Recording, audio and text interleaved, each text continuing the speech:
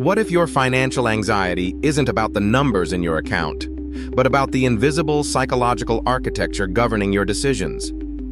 While most people fixate on budgets and investment returns, the world's wealthiest individuals operate from a fundamentally different cognitive framework, one that transforms financial chaos into predictable control. This isn't merely about having more money.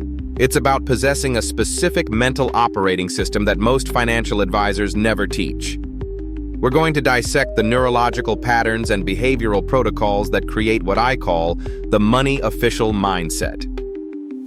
Prepare to see your relationship with wealth completely rewired. Ever feel like you're working harder than ever, but your bank account just isn't reflecting that effort?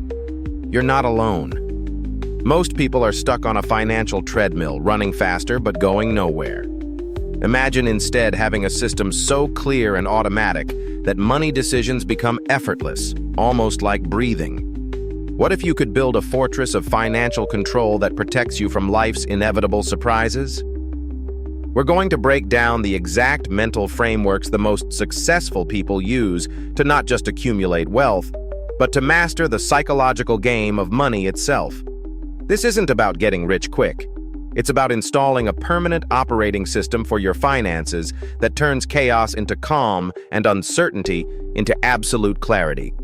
You'll walk away with a completely new relationship with your money. Picture a man who had everything society tells you equals success. His name was Michael.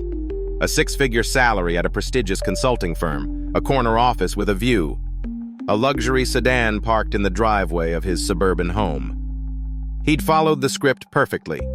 Go to a good school, work hard, climb the ladder. He was, by all traditional metrics, a winner. But every morning, as he sat in that expensive car, stuck in the same soul-crushing traffic, a quiet dread would settle in his chest.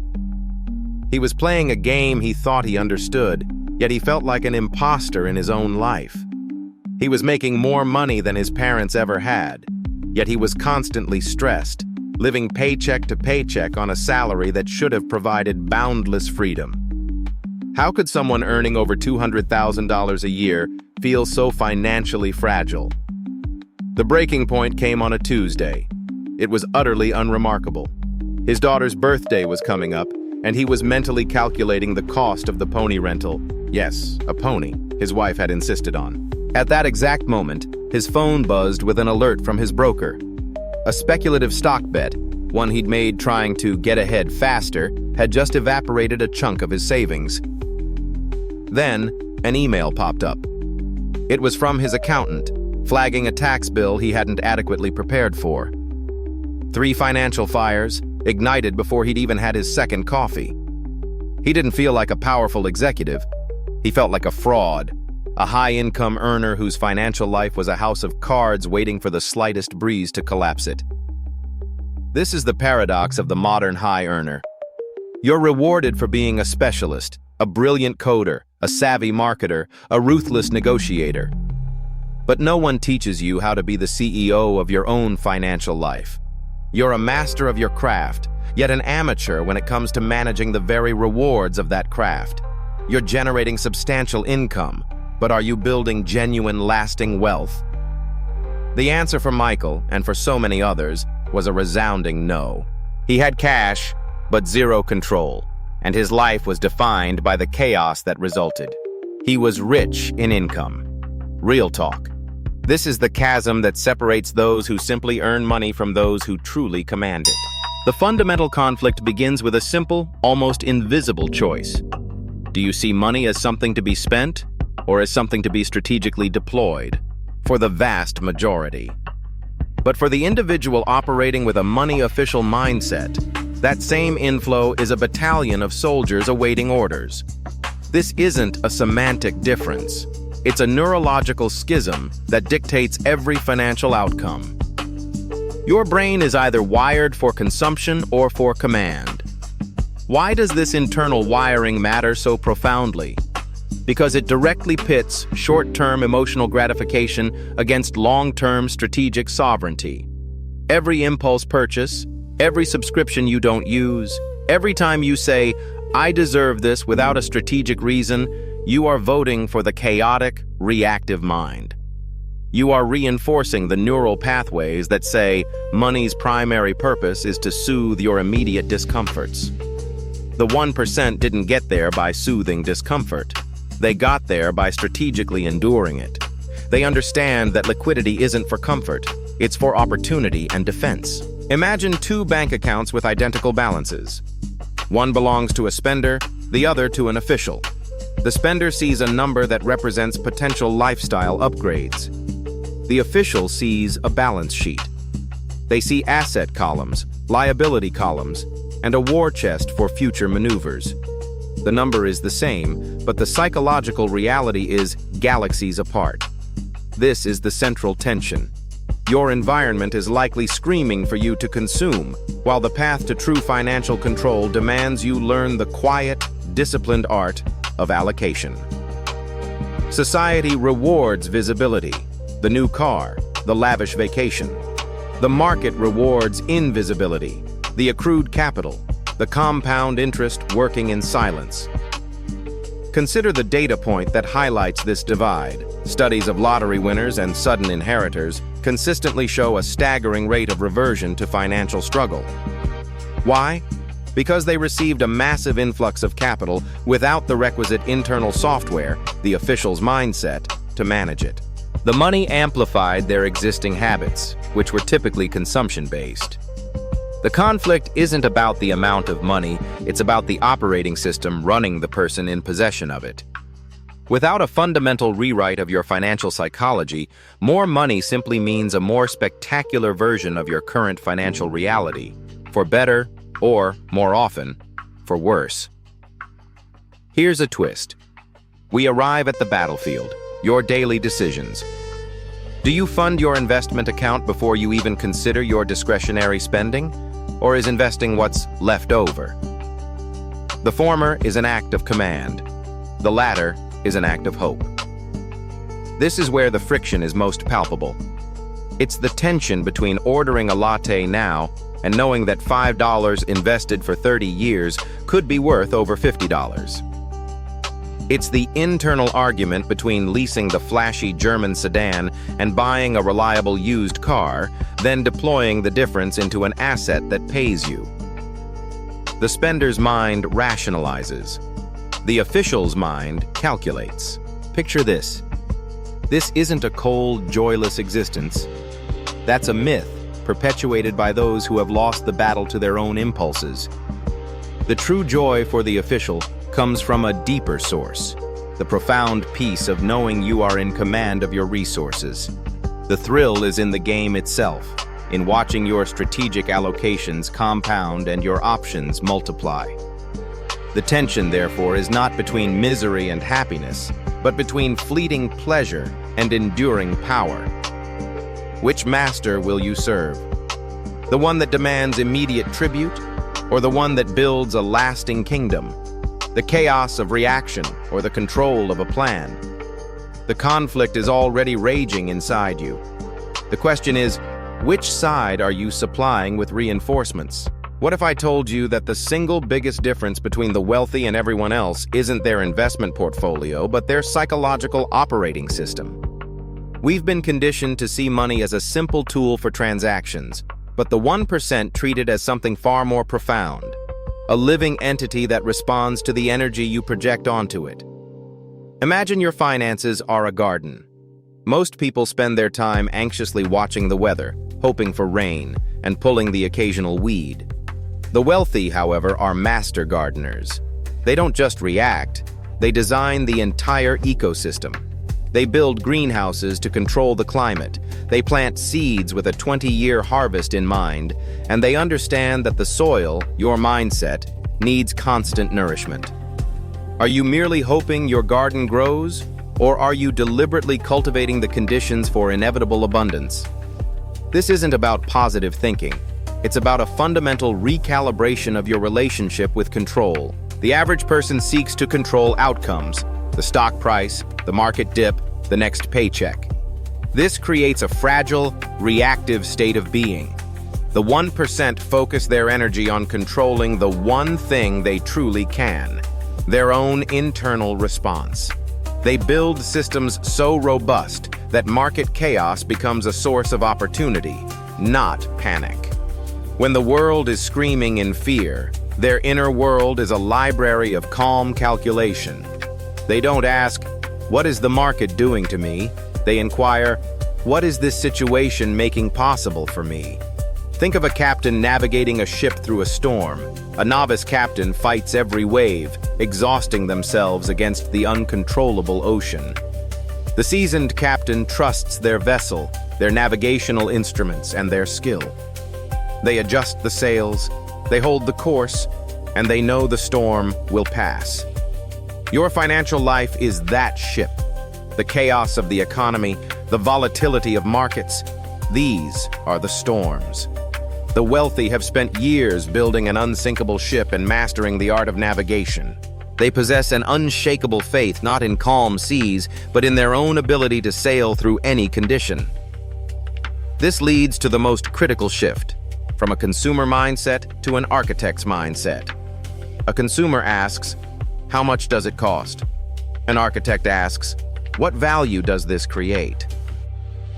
Every financial decision, from a cup of coffee to a multi-million-dollar investment, is filtered through this lens.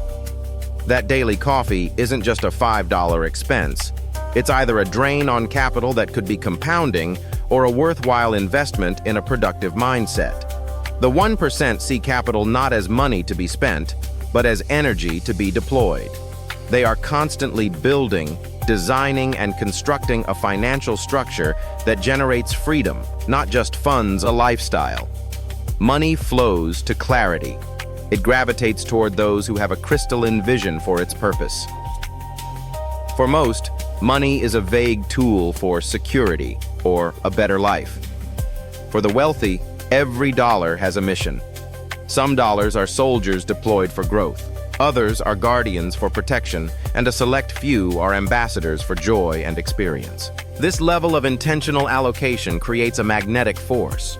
When you know exactly what your money is for, you stop leaking it on things that don't matter. You become a steward of energy, and the universe, in its strange way, rewards such disciplined stewardship with more energy to steward. Consider the profound psychological freedom that comes from this. Quick thought.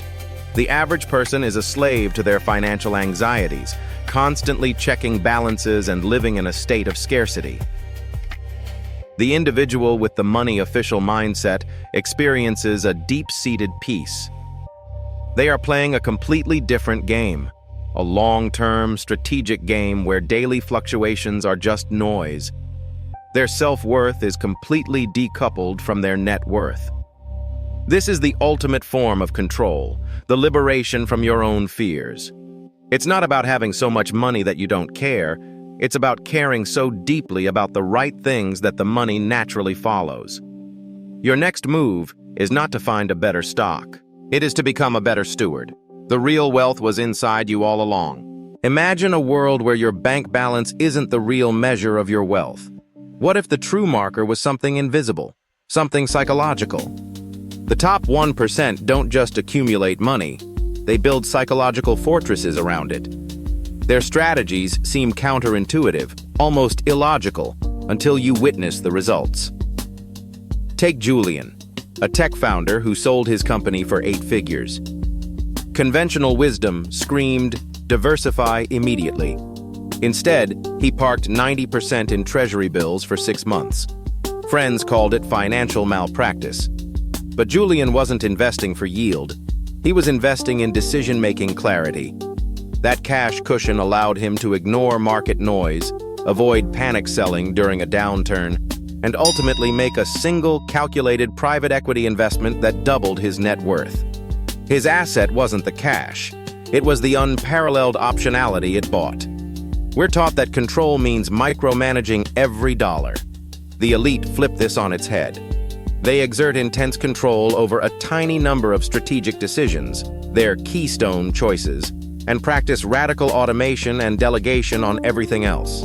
One hedge fund manager I know has a personal rule. He only makes 3 financial decisions per quarter. Everything else is handled by systems and trusted advisors. This isn't laziness, it's cognitive preservation. By rationing his decision-making energy, he ensures that when he does act, his judgment is pristine, unclouded by the fatigue of 100 minor choices. Chaos isn't the enemy to be eliminated, it's the weather to be navigated. The most dangerous myth is the pursuit of total stability. A billionaire art collector once explained her philosophy. She expects one major financial shock every 18 months. She doesn't have a contingency plan. She has a shock absorption portfolio designed specifically to thrive in volatility. When a geopolitical event cratered certain markets, her chaos allocation in non-correlated assets soared, funding the acquisition of distressed assets at fire sale prices. She doesn't fear the storm, she builds a better boat. Another angle, we could dismantle the biggest lie about cash, that it's lazy money losing to inflation. For the elite, cash is a strategic weapon, not a stagnant pool. It's dry powder. It's the ability to say yes to a once-in-a-decade opportunity when everyone else is forced to say no because their capital is locked up or decimated. Having significant liquidity isn't about safety, it's about aggression. It positions you to be a buyer when there's blood in the streets, transforming market-wide panic into your personal profit engine. How does this apply to you right now with a normal income? Start by redefining your relationship with liquidity. Build a cash buffer that feels almost uncomfortably large. This isn't your emergency fund. This is your serendipity fund. It's the money that allows you to walk away from a toxic job, invest in a friend's startup, or take a 6-month sabbatical to learn a high-value skill. This fund buys you the ultimate luxury, the ability to change your mind on your own terms. The real goal isn't wealth accumulation, it's increasing your threshold for chaos. Most financial plans are designed for a predictable, linear world. The elite build for a world of jumps, discontinuities, and black swans. They don't just have a plan B, they have a plan Z. Their mindset is not, how do I protect what I have? But how do I structure my affairs so that no matter what happens, I have moves to make? This transforms anxiety into anticipation. You stop fearing the unexpected and start looking for the hidden leverage within it. True financial power isn't displayed in a bull market. It's forged in the chaos everyone else is running from. Imagine your financial life as a grand estate you've inherited. It's sprawling. Your first instinct might be to attack the most obvious problem, the weed-choked garden, the leaky roof. But the 1% don't start with the problems. They start with the perimeter. They build the fence. This is your first non-negotiable action. Define your financial territory with absolute clarity. You must know, to the dollar, the exact amount of cash flow required to cover your absolute baseline survival for 1 month. Not your lifestyle, not your subscriptions, but the irreducible core that keeps the lights on and a roof overhead. This number is your fortress wall.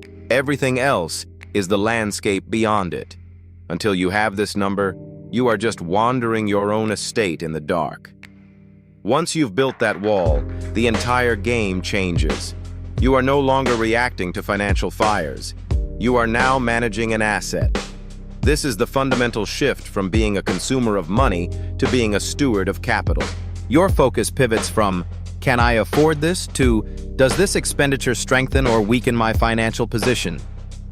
It's a subtle but monumental change in perspective that transforms money from a source of anxiety into a tool for construction. Strange but true. With your perimeter secure, you move to the control room. You implement a single master dashboard. This isn't a collection of apps and sticky notes. It is one unified system, a spreadsheet, a dedicated software, a ledger, where every single financial transaction is logged and categorized. The power here isn't in the tracking itself, but in the ruthless categorization that follows. You will separate every outflow into one of 3 buckets: fortress, non-negotiable survival; growth, investments, education, assets; and lifestyle, everything else. Seeing the raw ratio of these buckets is often the most sobering and empowering moment in anyone's financial life. What do you do with this new, stark clarity? You weaponize predictability. You create automated financial pathways that make discipline effortless. The moment income arrives, predetermined percentages are instantly routed to their designated fortresses and growth engines before your conscious mind even has a chance to consider deviation. You are designing a system where your worst emotional day cannot derail your long-term financial progress. The goal is to make smart financial choices the default, the path of least resistance, so that willpower becomes a bonus, not a requirement. Finally, you must schedule a weekly financial summit with yourself. Just 20 minutes every 7 days with no distractions. This is not a time for anxiety or guilt. It is a tactical review. You are the CEO of your life. You review the dashboard. You confirm the automated flows are functioning, and you ask one critical strategic question. Based on the data from this week, what is the one single adjustment I can make to strengthen my position next week? This consistent, brief audit installs a feedback loop of continuous, calm optimization, ensuring you are always the pilot of your finances, never its passenger. But what if this isn't about becoming a money official at all? Maybe it's about becoming something far more valuable, someone who doesn't flinch when the market crashes, who sleeps soundly while others panic sell, who looks at their bank statement not with dread, but with quiet confidence. Isn't that the real wealth we're chasing? I once knew a man who kept a single-dollar bill framed above his desk.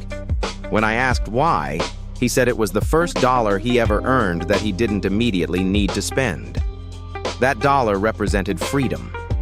Your system doesn't need to be perfect. It just needs to be yours. A messy living document that grows with you. The 1% aren't magical beings with secret algorithms. They've simply removed emotion from the mechanics. They treat money management like brushing their teeth, non-negotiable, slightly boring, but ultimately what keeps everything from falling apart. Another angle, go build your own financial cockpit. Create those guardrails. Make the boring, automated decisions today that will let you make the exciting, life-changing ones tomorrow. The chaos will still come, the market will dip, unexpected bills will arrive, but you'll meet it not as a victim, but as an official. That framed dollar on the wall, start looking for yours.